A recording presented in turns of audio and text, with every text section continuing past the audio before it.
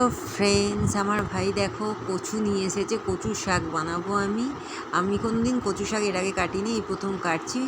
আমরা তো কাটাই কিনে আনি, যেহেতু রান্না পুজোয় কচু শাক নেই, তাই আগেই একটু রান্না পুজোর আগেই খেয়ে নিচ্ছি। ভাপিয়ে নেওয়ার জন্যে নুন দিয়ে জল দিয়ে সেদ্ধ বসিয়েছি, একটু হলুদও দিয়ে দিয়েছি, তাতে সেদ্ধ হয়ে গেছে। তার মধ্যে মাছের ঝালটা করে নিলাম, বাটা মাছের ঝাল, কালো জিরে, টমেটো, ধনেপাতা দিয়ে, খুব ভালো লাগে বেশ। এটা হয়ে গেছে মাছের ঝাল। এবার নিরামিষ করব।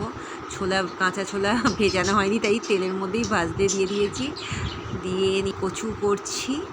আর বাইরের বৃষ্টি পড়ছে, ওয়েদারটা দেখো কীরকম, কি সুন্দর একটা, ভালোই লাগছে। কচুটা করছি আর নারকেল দেবো এর মধ্যে, নারকেলটা এবার দিচ্ছি। নিরামিষের মধ্যে নারকেল না দিলে ভালো লাগে না। ছোলা আমি কোনোদিন দিই না। আমার একটা ছোটো বোন বললো যে দিদিভাই আমাকে ছোলা দিয়ে কচু শাক খাওয়াবে। আমি ঠিক আছে, তাই খাওয়াবো। ওর জন্যে ছোলাটা দেয়া, নাহলে আমি ছোলা কোনোদিন দিই না। কচু শাক আমার তৈরি হয়েই এসেছে।